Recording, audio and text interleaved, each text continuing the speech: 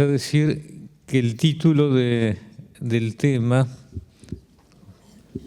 puede ser como el nombre de la criatura, sin que existiera la criatura, lo puso la hermana Virginia.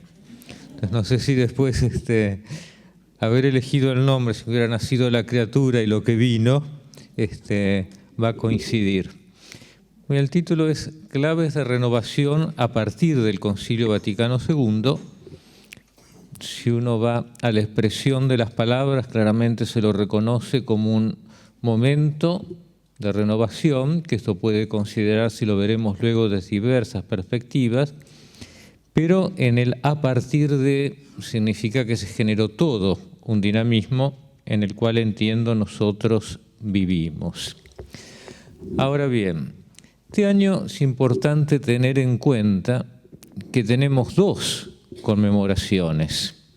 Sin duda, en primer lugar, porque el 8 de diciembre se van a celebrar los 60 años de la clausura del Concilio Vaticano II. Y desde entonces, cada 10 años han puesto de manifiesto lo que se iba celebrando. Y el concilio marcó sin duda de modo profundo la vida de la Iglesia. Muchos de nosotros, juzgando generacionalmente, somos hijos de esa Iglesia y no hemos conocido otra. Tengo imágenes, pero muy vagas, a medida que fui creciendo, de lo que era previamente, pero las más patentes que tengo fue de los cambios que se produjeron a partir de los años 60. Sobre todo, cuando llegó el día de la confirmación, el que me confirmó fue el vicario general, porque el obispo estaba en el concilio. Y llamó la atención, el obispo, donde dijeron, renunció el obispo. Y claro, él volvió a la diócesis y dijo, acepto todo lo que decidió el concilio, pero yo no me siento con la fortaleza y la capacidad de llevar esto adelante. Y renunció, después vivió 30 años más, ¿no es cierto? Por lo tanto, tengo, y sobre todo inmediatamente, las modificaciones que hizo en la parroquia, el que era párroco en el momento, para 6 meses más tarde anunciar que dejaba el ministerio porque había descubierto que su vocación era otra. Es decir, esas cosas las tengo presente, pero sobre todo la Iglesia, en el modo de hablar, en el modo de celebrar la liturgia en la que he crecido, ha sido la Iglesia del Concilio Vaticano II. Y nunca consideré que estaba en la Iglesia equivocada, ni la nostalgia de haber dejado otro. Te lo digo porque son actitudes que hoy a veces están en ciertos ámbitos muy presentes. Ahora bien, a partir de la clausura del concilio comenzó, esta es una palabra técnica que se usa, el proceso de recepción de las orientaciones conciliares. Ahora bien, cuando uno habla de la recepción, es decir, hacer propio algo que es lo del concilio, y uno piensa en la envergadura del Concilio Vaticano II y la realidad global de la Iglesia, es mucho lo que había que recibir y de modo diferenciado y a recibir en diferentes contextos. Un ejemplo que me gusta poner, hubo iglesias, sobre todo europeas, pienso sobre todo en la iglesia francesa, de cierto modo la alemana, que en ciertos movimientos de renovación teológica prepararon el concilio. Pero en otros lugares, como quizá Argentina, recibió el concilio sin que se hubiera dado la preparación previa. Entonces, el modo de recibirlo generaba necesariamente actitudes diversas. El punto de partida a partir del cual se recibía era diverso. Y de allí que hubo actitudes diferentes, desafíos múltiples en los contextos y en las realidades particulares de las vocaciones eclesiales, suscitando encuentros y desencuentros. Ahora bien, este proceso aún no ha terminado. Y quizá para iluminar con una cierta, me parece, perspectiva histórica de lo que ha significado, porque fue la primera gran experiencia de la Iglesia, la recepción del concilio, me parece que tenemos que tener presente otro aniversario. Y es que la Iglesia, y no solo la católica, este año está celebrando los 1700 años del concilio de Nicea. Sí, hace 2 años Los más precavidos y que trabajan en serio empezaron casi hace una década a preparar materiales, los que llegan tarde ahora, pero en todas partes, en ámbitos académicos y eclesiales, se habla de Nicea más que del Vaticano II, que es el que se reconoce como el primer concilio ecuménico en la historia de la Iglesia. Por lo tanto, Vaticano II, desde que se hizo una lista en la Iglesia Católica, ocuparía el último lugar o el acontecimiento más reciente en esa historia de concilios ecuménicos. Es una imagen, no había ni fotografías ni video y todas las reproducciones son bastante posteriores, o sobre todo en la iconografía, y con la figura de lo que así había representado Constantino, se está reviendo si fue así, y humillado a los pies, aunque no estuvo y no fue el personaje, Arrio, cuya doctrina es la que fue condenada. Algunas preguntas que podemos formularnos para hacernos acerca de Nicea y que después van a guiar también nuestro acercamiento a Vaticano II. ¿Qué nos enseña el Concilio de Nicea? ¿Dónde residió su novedad como acontecimiento? ¿Qué significó? O si significó verdaderamente la superación de la crisis que vivía la Iglesia, y por qué volvemos 1700 años después a Nicea. Vamos a responder la primera pregunta. ¿Qué es lo que nos enseña el Concilio de Nicea? Lo primero y fundamental es que nos ha quedado en la memoria viva de la Iglesia porque lo asociamos con un símbolo de la fe. El que nosotros raramente rezamos y como lo definimos como el credo largo, que comenzó ciertamente a formularse en los 2 primeros artículos en Nicea, luego Constantinopla explicitó el tercero del Espíritu Santo y fue reconocido con esa autoridad recién en el 4º concilio en Calcedonia. Y el formular ese símbolo fue el resultado de una decisión dogmática que trataba de resolver dónde residía la dificultad que se había presentado entre Arrio y su obispo Alejandro, que era salvar la integridad de la fe cristiana. El Hijo es tan Dios como el Padre. Arrio decía que de la Escritura podía entenderse porque había sido ungido por el Padre, que había textos para decir de que no era de la misma dignidad y divinidad que el Padre. Ahora, ¿cómo lo hizo Nicea? Era una disputa porque a cada texto escriturístico interpretado a favor de una posición, el otro partido presentaba otra expresión bíblica. Y el tema se zanjó introduciendo el primer término dogmático en la vida de la Iglesia y que no provenía de la Escritura. En griego, homoousios, los traducimos consubstancial o de la misma naturaleza que el Padre, porque en el fondo interpretar la Escritura no lograba zanjar la dificultad que se presentaba entre ambas posiciones. Ahora, ¿qué nos enseña esto? Yo creo que hay 2 cosas. La primera es que es la Iglesia en su integridad la intérprete de la verdadera fe. Es la Iglesia como integridad la que discierne cómo entender lo que ha sido revelado una vez para siempre.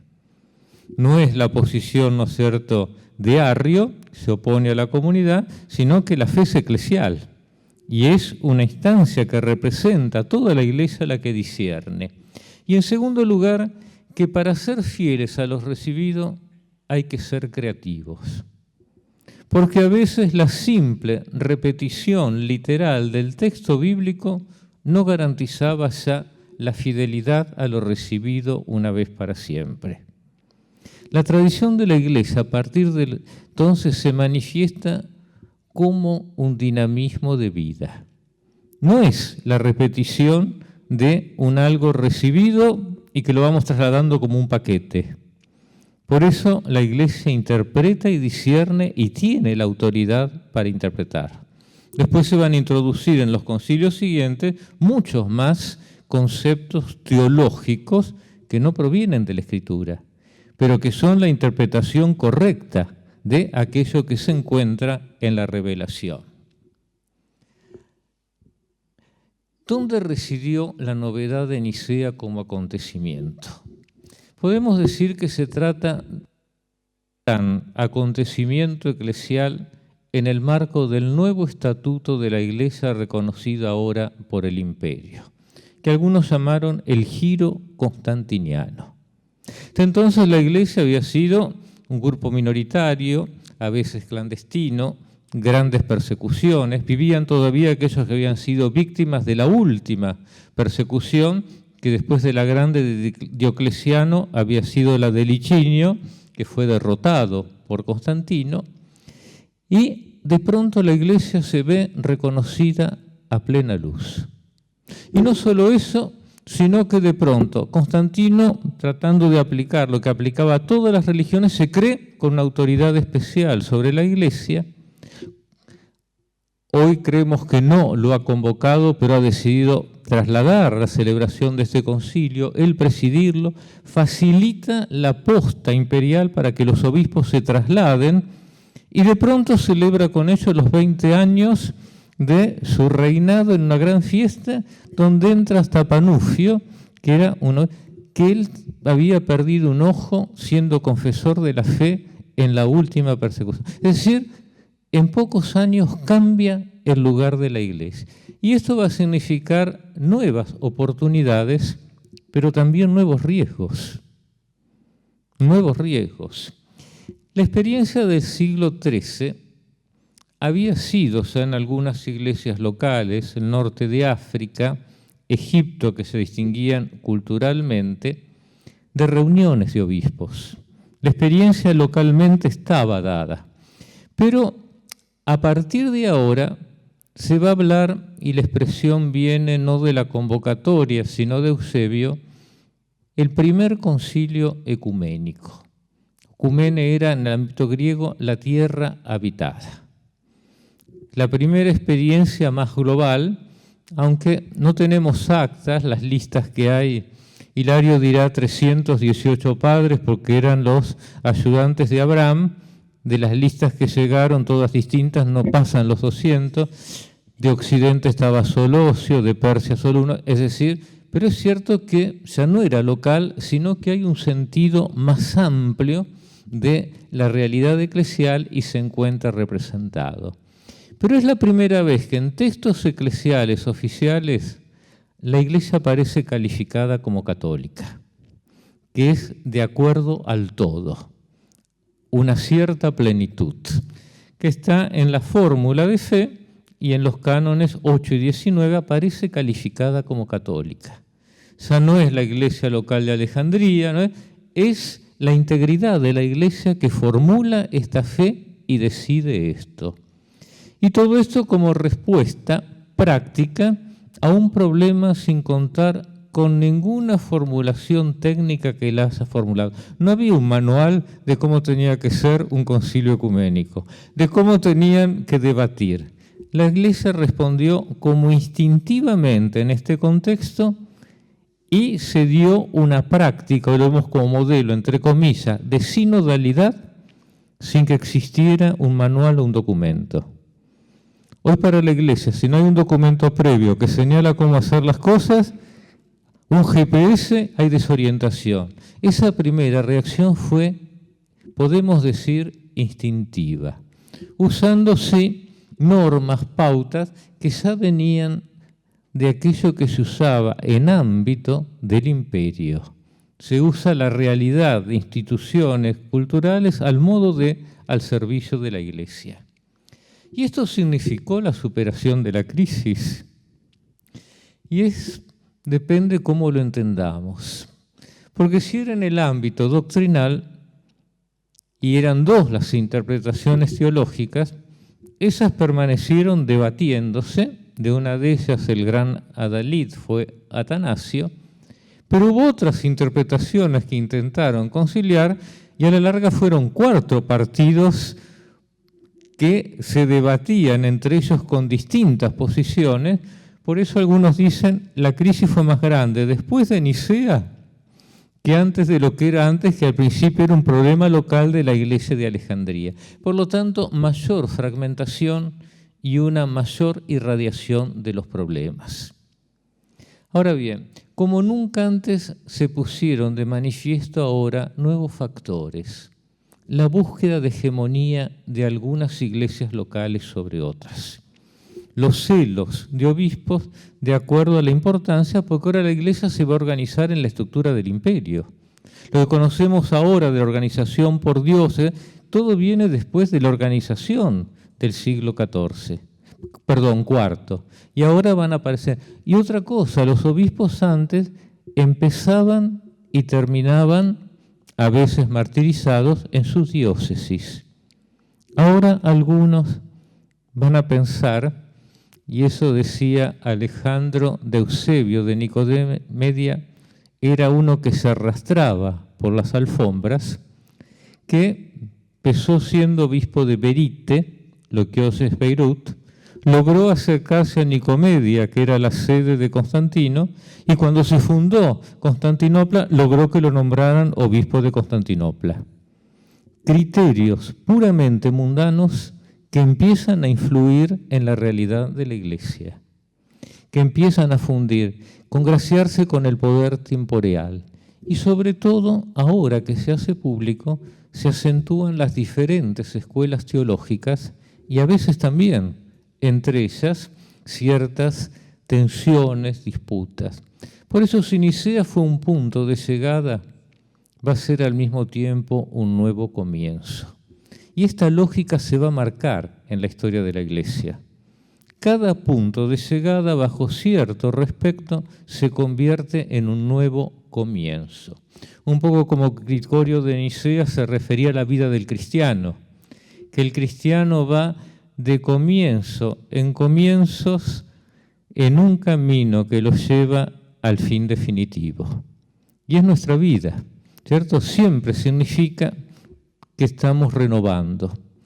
Por eso es importante tener en cuenta, ¿cierto?, que los sínodos se convirtieron en instancias de interpretación posterior, también de Nicea, y nuevos protagonistas en otras etapas de la Iglesia.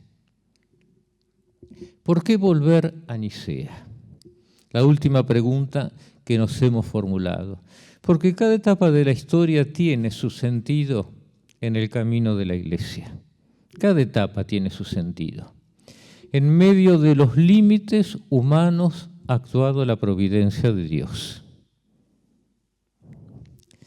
Y al concilio de Nicea, completado por el de Constantinopla, le debemos la única confesión de fe reconocida por todos los cristianos. Confiesa, creemos.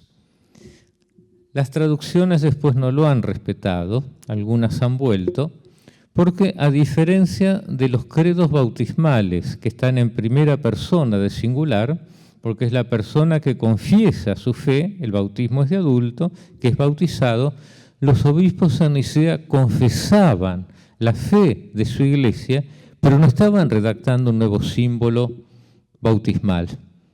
Era la norma que todos reconocían, es la fe que confesamos en el nosotros de los cristianos. Y esta es, me parece, una fe viva, porque es la que confesamos y celebramos. Por eso, tomando las palabras de un colega, al celebrar estos 1700 años del concilio deberíamos pasar de la amnesia a la anamnesis. La amnesia es de haber olvidado en la secuencia de la historia. A la anamnesis es una palabra muy rica, traduce el sicarón hebreo, castellano usamos memorial, que expresa una visión de la historia y de la verdad cristiana. Algo que se recuerda, se actualiza y anuncia proféticamente lo que se espera como realización definitiva. Es un modo de contemplar la historia y el tiempo en una continuidad. Venimos de algo que es lo que celebramos sacramentalmente en cada Eucaristía. Por lo tanto, es importante tener esta perspectiva. Ahora, una pregunta dirigida a quienes sufren de amnesia eclesial. ¿Reconocemos que estamos llamados a vivir una continua anamnesis del Concilio Vaticano II?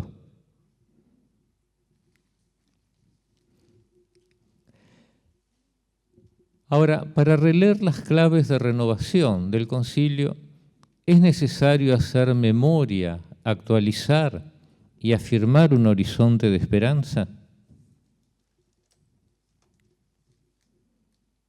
Sí, muy bien.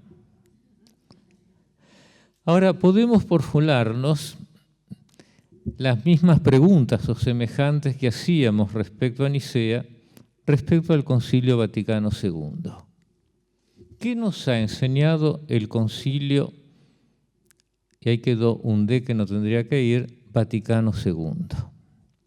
Segundo lugar, ¿dónde residió su novedad como acontecimiento eclesial? ¿Significó el Vaticano II alguna superación positiva en la vida de la Iglesia, si es que no había una crisis doctrinal, como se había dado previo a Nicea, como señalan algunos, o fue el desencadenante de una crisis, de una pérdida de identidad? Sobre todo en aquellos que añoran, que señalan, que tienen, ¿no es cierto?, una visión crítica. ¿Y por qué volver, o quizá, ¿sí?, nunca nos hemos ido, permanecer en las orientaciones del Concilio Vaticano II? ¿Vamos todos hasta aquí? Sí, muy bien. Entonces, ¿qué nos ha enseñado el concilio? Es una pregunta que tiene diversas respuestas si uno piensa en la magnitud del concilio y los temas que el concilio ha tratado. Que a veces podemos centrarnos en un ámbito específico, por vocación, por tema, pero la obra verdaderamente fue enorme y ahí también se presentan los riesgos de interpretación. En primer lugar, una nueva actitud. Esto es fundamental.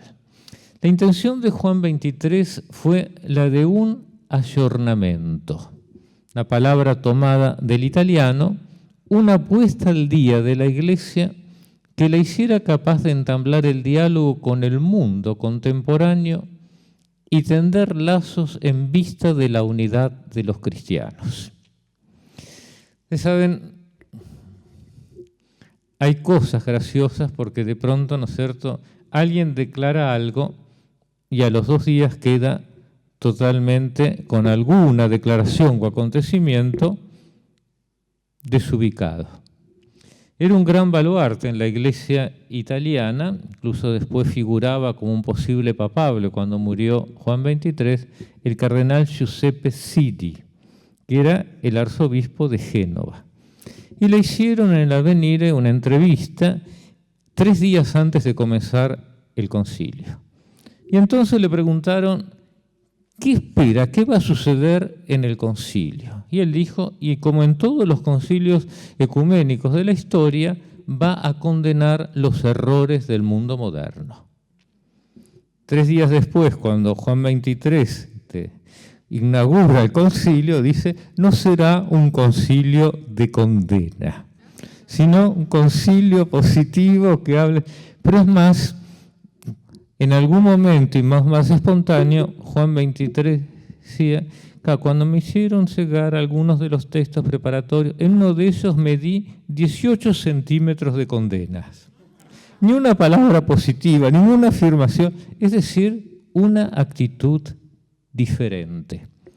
Y esto era un indicador no de reformas disciplinares, ni de modificaciones doctrinales, sino de una completa inmersión en la tradición. Esto había sido precedido en el siglo XX por los grandes movimientos de renovación, bíblica, patrística, a partir de allí teológica, y sobre todo renovaciones que se habían dado sin una teoría previa. El despertar de los laicos a partir de ámbito restricto, que era la acción católica, de las misiones. Por lo tanto, eso estaba diciendo que la Iglesia tenía una realidad que no era la misma que se había dado a mediados del siglo XIX, sino de una completa inmersión en la tradición con el propósito de rejuvenecer la vida cristiana y la Iglesia, la puesta al día. En una locución al final del concilio, el 18 de noviembre del 65, Pablo VI dejó en claro que él no tenía la intención de abandonar la categoría ayornamiento. Pero como algunos la aplicaban de que había que tirar muchas cosas por la ventana, él trató darle un contenido preciso.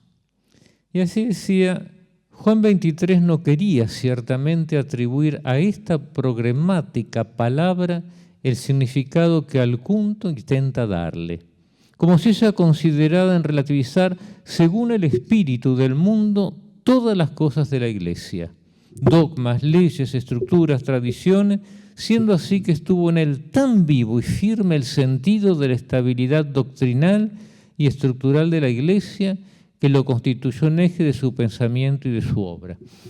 Juan 23 había sido un estudioso de Trento, ¿no? Y publicó una gran obra en 4 tomos de Trento. Y dicen que él se inspiró en esto, en la dimensión de renovación de Trento, para pensar en que era necesaria en la Iglesia del siglo XX un concilio. Y Pablo VI dice, ayornamiento querrá decir de ahora en adelante para nosotros sabia penetración del espíritu del concilio que hemos celebrado y aplicación fiel de sus normas, feliz y santamente emanadas. Eso se trataba el año 65 para Pablo VI del ayornamiento. Ahora, novedad de actitud respecto a qué. Porque la novedad se define respecto a lo que se da previamente. Si uno estudia la historia de la Iglesia a lo largo de la historia, valga la redundancia, había conocido variadas experiencias de reforma. Es interesante porque en el primer milenio, y eso está presente en Agustín y todo, tomando la expresión de la carta de 12, versículo 8, la reforma es de la persona, ¿cierto? Refórmense de acuerdo, ¿no es cierto? Sabiendo lo que es bueno, lo bello, lo que Dios desea. Es decir, la reforma era personal. En una iglesia en la cual la dimensión institucional era, entre comillas, para nosotros, frágil o tenue. Pero era la persona las que se renovaban y Agustín decía, te va a reformar aquel que te formó. En el segundo milenio, donde comienza a tener lugar más la dimensión institucional jurídica, se empieza a poner el acento en la reforma de las instituciones. Y en esto, a partir de la Edad Media, uno conoció lo que significó el monacato cluniacense, luego cisterciense, San Bernardo a la cabeza y lo que fue la reforma gregoriana en la Iglesia, luego los movimientos evangélicos y entre ellos las órdenes mendicantes, fines del siglo II y siglo XIII, o la reforma de las órdenes religiosas a partir de la crisis que significó el cisma de Occidente, 37 años con 2 papas diferentes, y la peste negra, donde Europa terminó. Y en ello se conjugaba lo espiritual y lo estructural. Las 2 dimensiones, no solo estructural y espiritual. Otros intentos, en cambio, fueron fallidos, como se dio después del concilio de Basilea, que pedía una verdadera reformatio in capite et membris. Cuando se hablaba in capite no es Cristo cabeza, era la sede de Roma. Y un cardenal decía, esta reforma va a ser posible en todas partes, menos en la cabeza. Pero, es decir, la integridad de la Iglesia debía renovarse. Por eso es interesante recordar que el último papa que había intentado hacer algo semejante fue Adriano VI, el último papa no italiano hasta Juan Pablo II, que viniendo de Holanda intentó reformar la curia, que era consciente que lo que pasaba en Alemania era una respuesta a la decadencia y a los abusos de la curia y que era necesaria una reforma. Mientras que ya en el siglo XIX, era un monje camaldulense, siendo papa no quiso construir el ferrocarril en los estados pontificios porque decía que en tren las ideas liberales venían más rápido, entonces había que evitarlo, ¿no? En la encíclica Mirabit Vos, que es la primera encíclica emitida por un papa, consideraba un ultraje para la propia Iglesia proponerse una cierta restauración y regeneración, porque significaba reconocerla sujeto a defecto. Era incuestionable. De allí una nueva mirada de la Iglesia hacia sí misma. Por eso, en la perspectiva abierta propuesta por Juan XXIII, en el concilio la Iglesia debió escrutarse a sí misma y no ya como institución histórica, sino lo que esto es profundo, porque es la novedad de la eclesiología del Vaticano II a la luz del misterio de Cristo.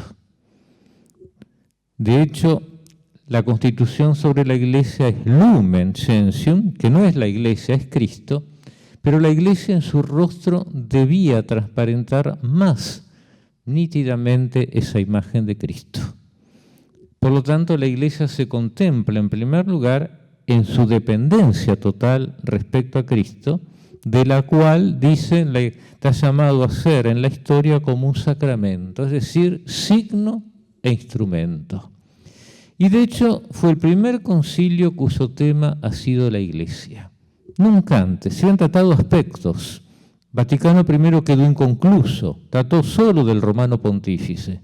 Ahora se aborda toda la Iglesia y esto nunca se había hecho antes. Y por otra parte, no ha sido un concilio de condena. La condena señala un error y lo define. Cuando uno habla en positivo, el ámbito es mucho más abierto. Sino que la enseñanza eclesial se ha presentado de modo positivo con un fuerte sentido pastoral, que era la intención de Juan XXIII. Y de la Iglesia arraigada en la Trinidad, Lumen Gentium, los 3 primeros números hablan la Iglesia en el designio del Padre, en la obra del Hijo, en la animación del Espíritu. Se habla al mismo tiempo que es un pueblo peregrino presente en la historia. Ahora, la historia significa la contingencia. La historia significa el estar en camino. Significa la realidad de seres viadores. Y hay 2 textos que contrastan con la mirada de Gregorio XVI, el Lumen Gentium 8, donde hace la analogía entre el misterio del Verbo encarnado y la Iglesia, y comparándola dice, la Iglesia recibiendo en su propio seno a los pecadores, santa al mismo tiempo que necesitada de purificación constante, busca sin cesar la penitencia y la renovación. Como que incesantemente, este es un trabajo que tenemos que hacer como comunidad cristiana, y para los que discutían esto, alguien les decía, pero en el fondo, si toda celebración litúrgica comenzamos en primera persona del plural, reconociendo nuestros pecados. Por lo tanto, lo que celebramos litúrgicamente es la conciencia de lo que es nuestra realidad y cómo tenemos que presentarnos ante Dios. Y luego va a aparecer el único texto en el que aparece referido a la Iglesia como sujeto en el decreto para la unidad de los cristianos. Cristo llama a la Iglesia peregrinante hacia una perenne reforma.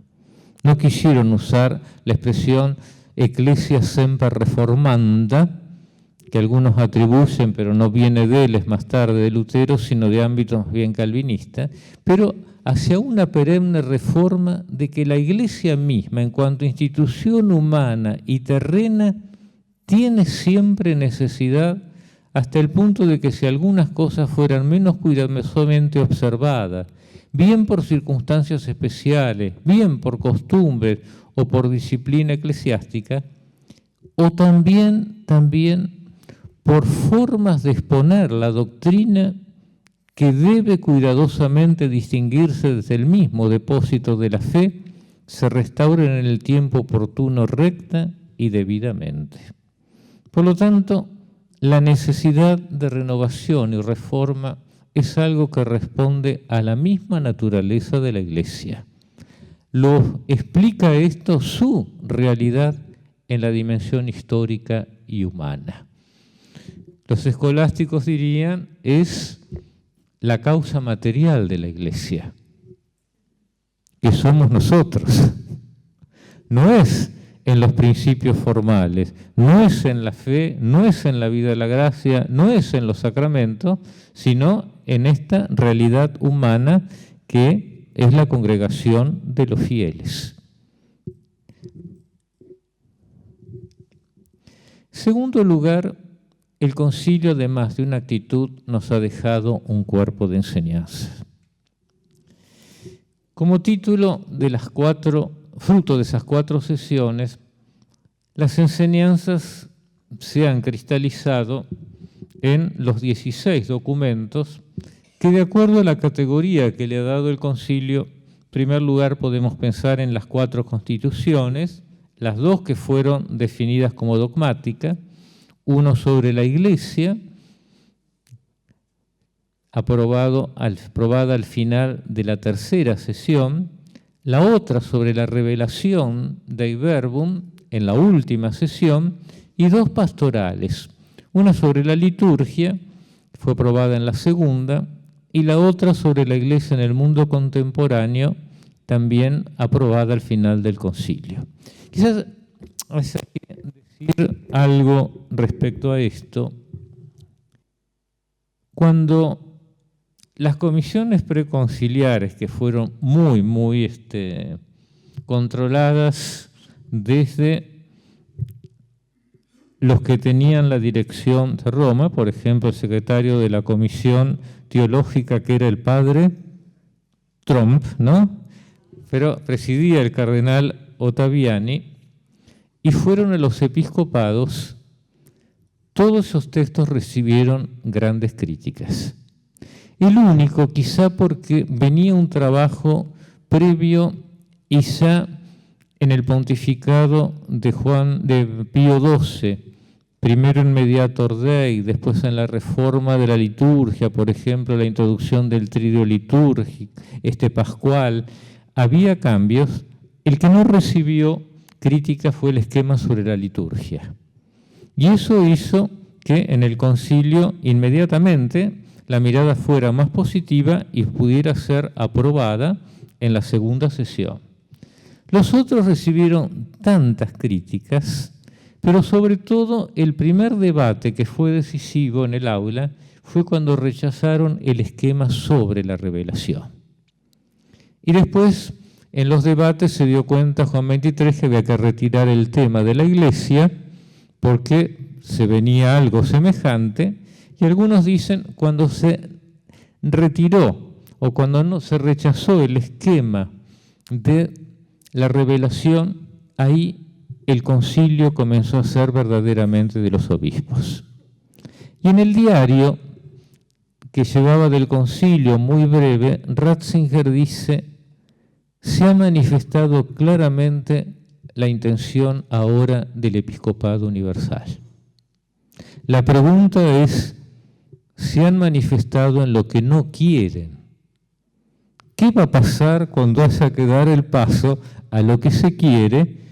Porque la negativa ha venido de posiciones muy diversas y ahí se abre un interrogante.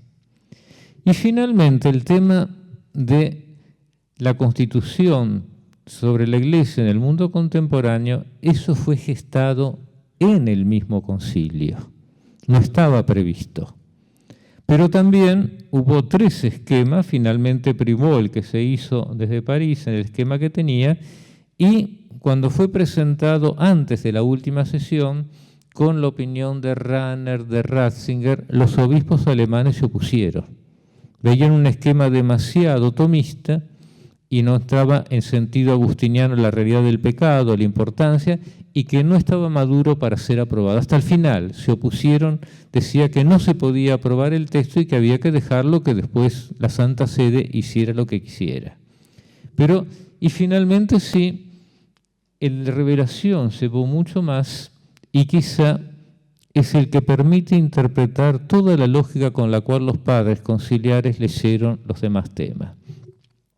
Después vienen los decretos, que algunos son más bien de tipo ejecutivo, en temas específicos, pero entran todos los ámbitos de la Iglesia, los estados de vida. En ese momento, la vida consagrada, que no existía la expresión, era la vida religiosa como tal, y algunas aperturas, como por ejemplo el tema de la unidad de los cristianos. Y las tres declaraciones, que también, sobre todo la primera y la última, quedaron hasta el final: la libertad religiosa, la educación cristiana y las relaciones con las relaciones no cristianas. El ámbito es enorme. Entonces, cuando uno dice recepción del concilio, toca todos los ámbitos doctrinales de la vida de la Iglesia, las vocaciones, etc. ¿Cómo leer todos estos textos? Unas normas son, en primer lugar, como un cuerpo en su integridad. Muchas veces leemos 2 o 3 frases y las sacamos de contexto y para condenarlas o para hacerle el caballito de batalla. En segundo lugar, teniendo en cuenta la jerarquía señalada por el concilio de acuerdo con la categoría que ha asignado a cada texto.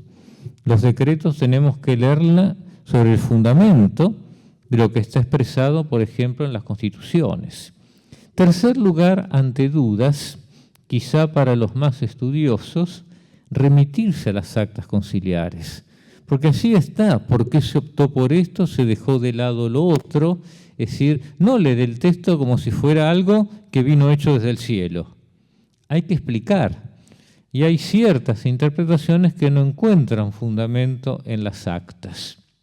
Porque el primer intérprete de la ley es el legislador. Entonces esto es fundamental. Y no quedan excluidas otras lecturas. Por ejemplo, una lectura diacrónica de los temas que quizás están presentes en diferentes textos y ofrecen clarificaciones o profundizaciones. Voy a poner un ejemplo.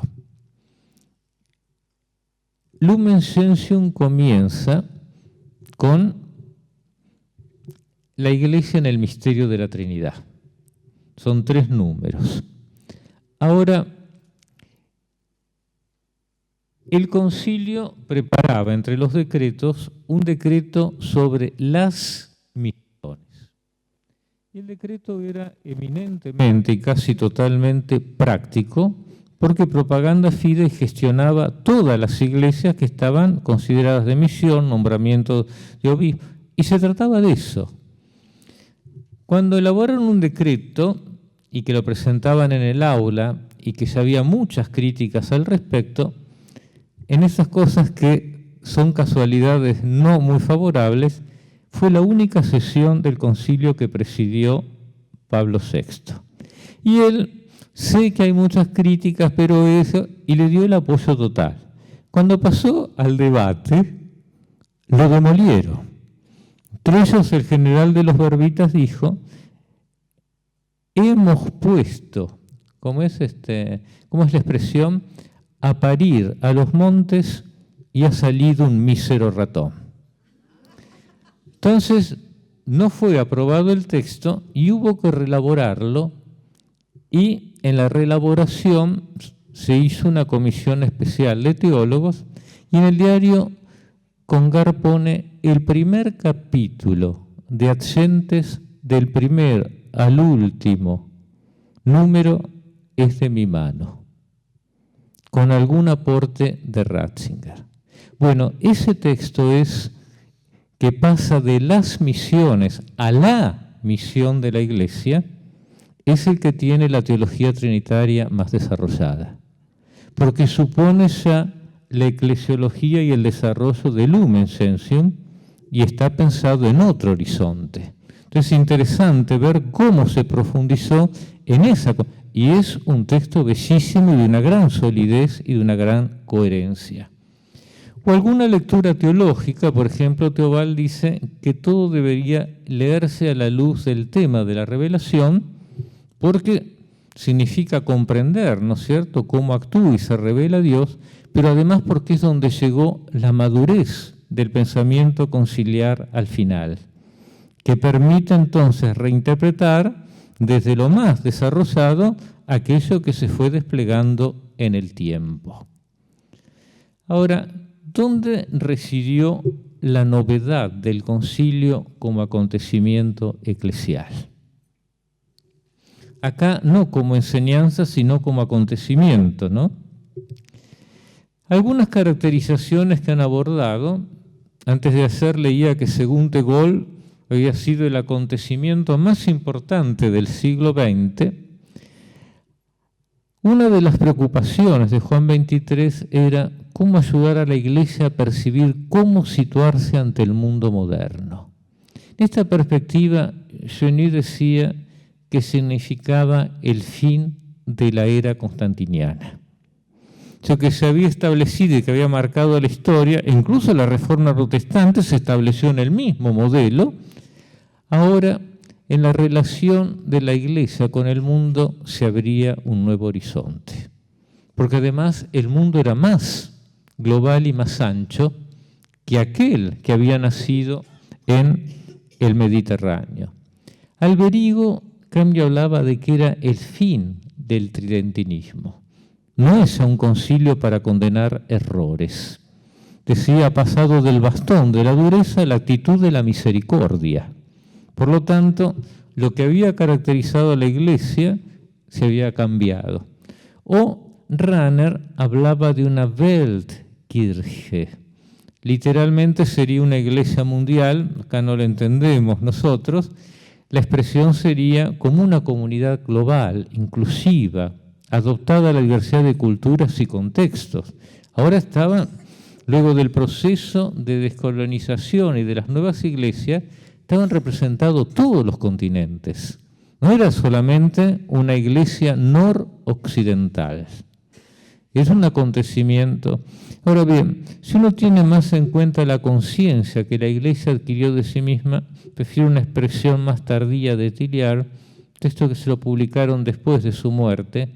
La iglesia releyó su catolicidad ante Dios y el conjunto de los bautizados.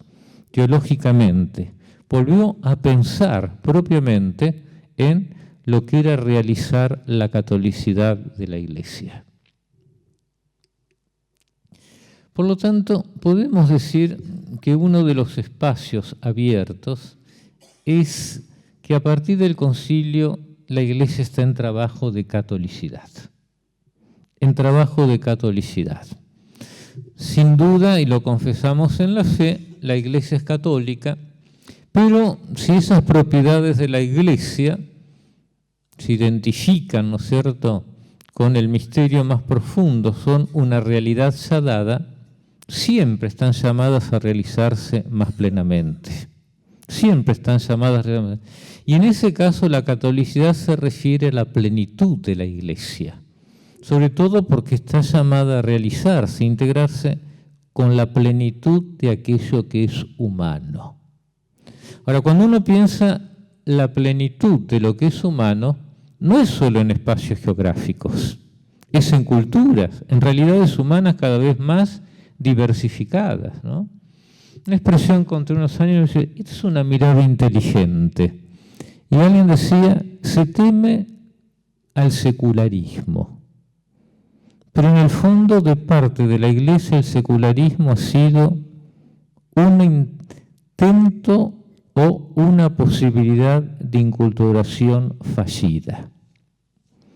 Es decir, no hemos sabido cómo responder y evangelizar una realidad que cada vez más independiente de la visión de fe se iba desarrollando. Y entonces lo hemos convertido en enemigo. Pero si, como decía Pablo VI, no hay nada humano que le sea ajeno a la Iglesia, ese es un ámbito claramente en sus manifestaciones para ser evangelizado. Y en el concilio esto se ha manifestado en primer lugar como acontecimiento en los participantes, padres conciliares, peritos oficiales, peritos privados, auditores, laicos y laicas, argentinos hubo 2, observadores no católicos y en las realidades representadas, eclesiales, geográficas, culturales. Era un poco la Weltkirche de Rahner, que es muy diferente de lo que fue Vaticano I.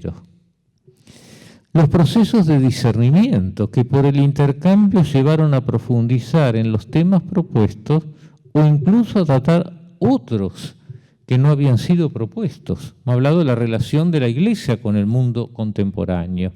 Y finalmente, por una forma de catolicidad que abría el horizonte de la Iglesia.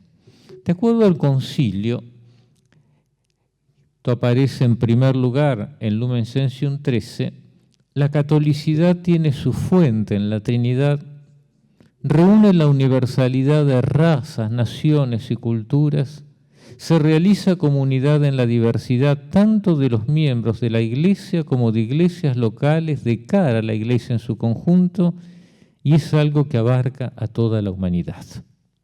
Es importante porque en el año 60 todavía estaban muy presentes los proyectos de las grandes ideologías, que se veían todas en una perspectiva de dominio universal. Eso se vino abajo, si bien los poderes se manifiestan de otro modo. Pero la tentación es, en este mundo y esta cultura de pequeños relatos, posmodernas de grupos que conviven cada uno en su mundo, reducir el horizonte de la Iglesia a ser un grupo más entre muchos, ser un pequeño relato, y sin embargo la vocación de catolicidad de la Iglesia, no humanamente como proyecto, sino en realización del proyecto de Dios, tiene un horizonte sin límites respecto a toda realidad humana. Y ese dinamismo tendría que animar a la Iglesia.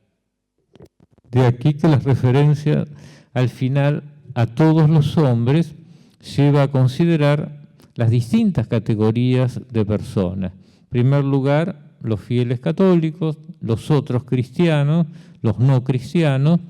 En el concilio y en una dimensión de tensión, de consumación, de escatología, trabajo por la unidad de los cristianos y la misión forman parte del camino de realización más plena de la catolicidad de la Iglesia.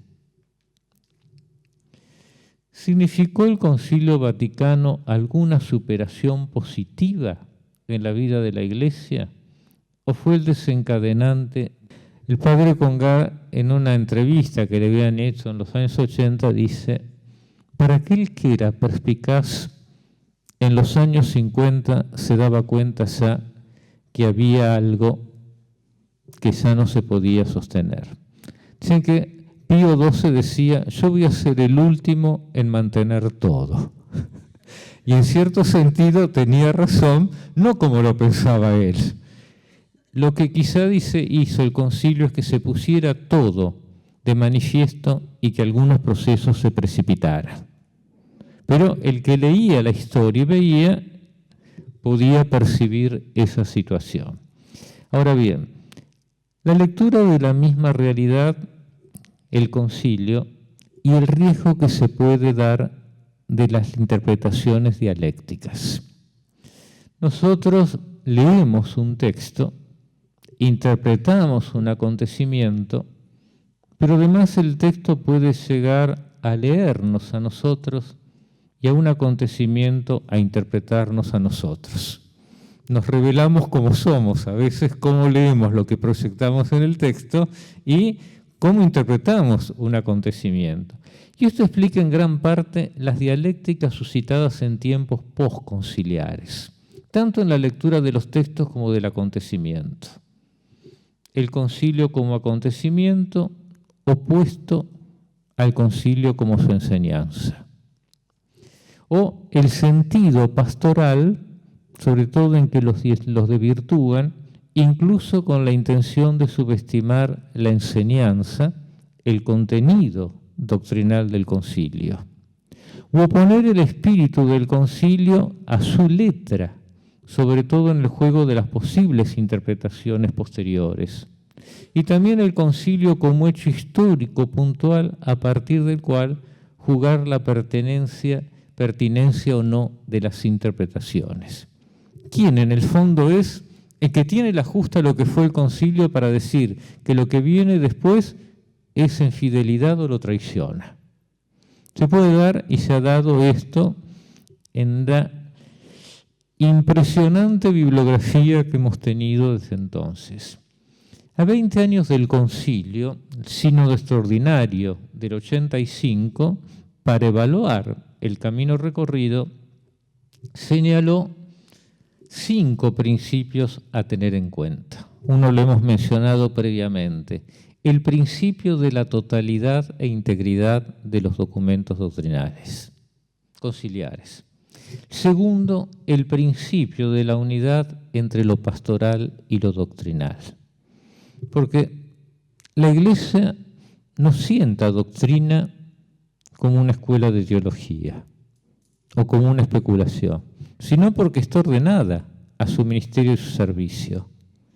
Y lo pastoral no es una pura práctica, tiene que tener un fundamento claro que lo oriente y señale el sentido y los alcances. Entonces, oponer esto es desvirtuar ambas realidades. O el principio de fidelidad a la letra y al espíritu. Es decir, las dos cosas tienen que ir juntas. El principio de lectura en continuidad con la tradición. Ahora, la tradición no solo está antes del Vaticano II. La tradición como interpretación continúa en la Iglesia. Y el principio de actualización para la Iglesia y el mundo de hoy. Este sínodo fue el que reinterpretó, releyó el concilio y señaló la eclesiología en el fondo, algo que no estaba tan presente en las actas conciliares, es de comunión. Y después de haber señalado lo común de todos, acá comienza la serie de sínodos que van a tratar de cada vocación y ministerio en la Iglesia, comenzando por el del 87, que el tema fue la vida y misión en la Iglesia de los laicos, Christi Fidelis Laicis. Ahora bien, la recepción es un proceso continuo. Si Nicea llevó tiempo y necesitó de otros concilios, Vaticano II, aunque es distinto el perfil y lo que ha dejado, pero significa lo mismo. Testimonio de la historia, ¿no es cierto? Por lo tanto, señala que estos procesos no son simples porque depende de diversidad de factores. La naturaleza de aquello a ser recibido. Que no es solo la integridad. Recibimos el concilio. Bueno, ¿qué aspecto del concilio? ¿Qué tema? ¿De qué modo? ¿En qué ámbito? La diversidad de actores implicados, situados en diferentes momentos históricos, variados contextos culturales, se hace una periodización de cómo se ha ido recibiendo de acuerdo a las décadas en algunos casos, el abanico de acciones en las que se encarna ese proceso que lo favorecen o quizá lo obstaculizan. Hay una diócesis del oeste del país. Hubo en varias diócesis problemas, pero el obispo fue al concilio y dicen que cuando volvió a la diócesis tuvo la primera reunión con el clero y le dijo: aquí no ha pasado nada. Bueno, se levantaron los curas, empezó el manifiesto y el obispo tuvo que concentrar la renuncia y se fue. Algunos de esos curas que eran considerados por otros como fueron después obispos, pero acá no pasó nada. Bueno, significa una actitud que obstaculiza un proceso de recepción. Por eso, un proceso de recepción nunca puede darse por acabado. Porque lo que está llamado a ser recibido puede ser portador de un potencial siempre vigentes, a pesar de que en ciertos momentos de la historia no se perciba esto con claridad. ¿Sí? Cuando releemos nuestro contexto, vamos descubriendo facetas que son importantes. Y además en ese proceso no son determinables ni previsibles todas las reacciones y recreaciones que se pueden generar, lo que vale decir que no se pueden calcular de entrada todos los alcances y las consecuencias últimas.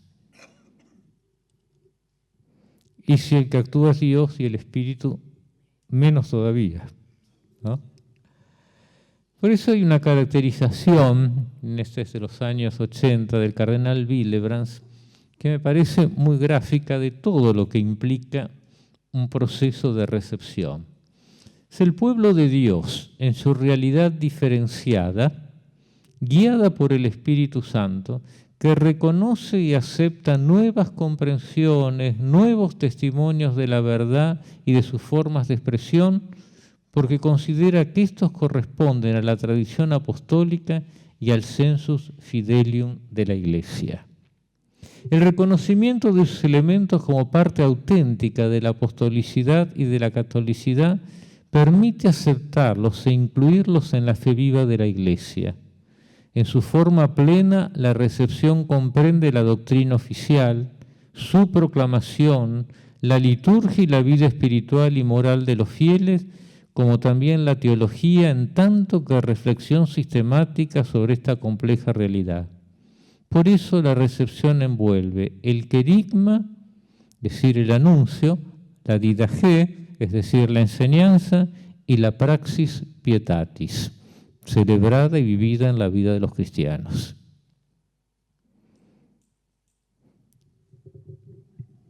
¿Sí? Aspectos a tener en cuenta. Según el testimonio de la Iglesia antigua, no tenía el carácter normativo que se impuso en el ámbito legal en la Iglesia de Occidente en el segundo milenio, que privilegiaba el contenido material de una afirmación sobre su autoridad formal. Solo la apropiación por todos los ámbitos de la Iglesia de aquello que ha sido propuesto por un concilio le otorgaba su verdadera autoridad. El concilio era la sinfonía en la cual las iglesias locales presentaban en común aquello que creía. Es cierto que, por ejemplo, Calcedonia lo impuso como ley del imperio el emperador Marciano, pero eso es del imperio. Los obispos no decían el concilio tiene una autoridad sobre cada obispo local, era la de la verdad que había sido reconocida y proclamada por todos. La recepción es un proceso lento, jamás verdaderamente acabado, porque aún lo recibido exige siempre ser recibido. Por ejemplo, el padre Congar decía, al completar la obra de Vaticano I, que abruptamente terminó porque avanzaban las tropas de Garibaldi, y ahora desarrollar toda una teología de la Iglesia, la definición del primado tiene que ser recibida en la integridad de la comprensión de la Iglesia. Es una recepción. Y donde intervienen factores no doctrinales, que hacen que la recepción sea más o menos compleja según el tiempo y el lugar. Yo señalaba, una cosa son las iglesias que prepararon de algún modo lo que se dio en el concilio, y otras que lo recibieron sin haber preparado nada antes, porque los tiempos históricos, la formación era diferente. Ningún concilio ha sido un inicio sin pasado, ni tampoco la culminación de un camino sin señalar nuevas aperturas. El Concilio Vaticano II no escapa a esta lógica, y la recepción no puede limitarse a actos formales y jurídicos. Esos actos son necesarios, pero solo pueden ser conclusivos de un proceso espiritual en el seno de las iglesias locales involucradas.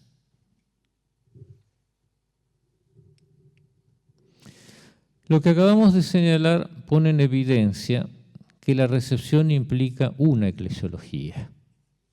Si uno piensa, la iglesia es la jerarquía, son los obispos los que reciben el concilio.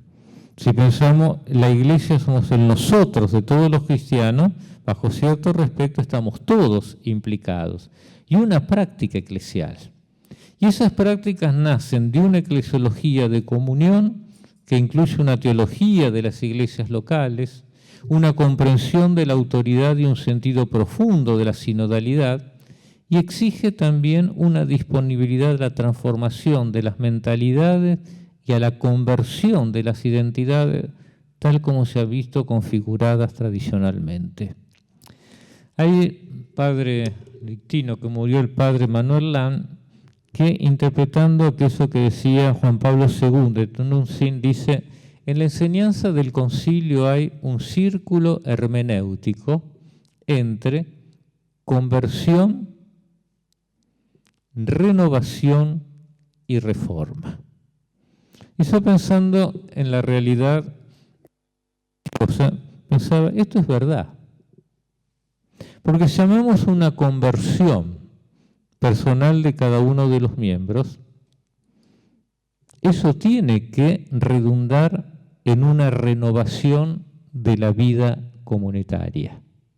Y esa renovación de la vida comunitaria puede exigir que uno introduzca, para manifestarla y protegerla, determinadas reformas. Si una conversión no se traduce en una renovación de todos, se pide mucho de cada uno y de cara a Dios le servirá, pero no va a surtir grandes efectos. Ahora, si uno pide una renovación y la intenta a nivel de la comunidad, sin que radique en primer lugar en la conversión de cada uno, eso no tiene raíces. O si uno intenta una reforma que no se radique en la conversión y en una renovación espiritual, es cambiar los muebles de lugar. Pero se cambia para que todo siga lo mismo.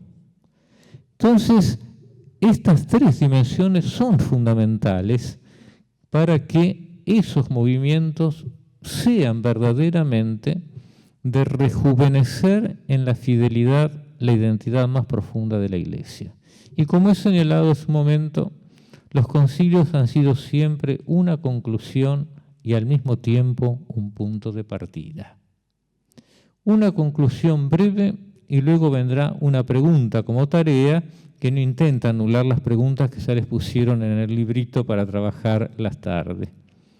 La constatación de la complejidad de todo proceso de recepción debe llevarnos a reconocer que el Concilio Vaticano II, en lo que respecta a algunas de sus enseñanzas y como corpus, está aún in fieri, es decir, en camino. Quizá porque nos hemos vuelto amnésicos y vivimos solamente en el presente sin tener en cuenta que forma parte del presente de un camino y todavía hay una meta. Será un proceso largo, quizá demasiado para algunos, pero no necesariamente por indiferencia o por traición, que quizás se dan en ciertos ámbitos eclesiales, indiferente a esto, sino porque los sujetos implicados, las expectativas que se albergan y los alcances que se esperan lo exigen. Pero además porque el potencial de vida del concilio es portador de un aliento que no puede agotarse en unas pocas décadas o en una o dos generaciones de cristianos. Y cada uno de nosotros es protagonista. Por eso la pregunta como tarea es: ¿por qué volver o quizá permanecer en las orientaciones del Concilio Vaticano II? Pero la pregunta está dirigida en concreto a cada uno de ustedes que se han reunido para reflexionar sobre este tema aquí y en esta tradición nueva en la Iglesia, en medio de la gran tradición que es lo que viven en este movimiento. Muchas gracias.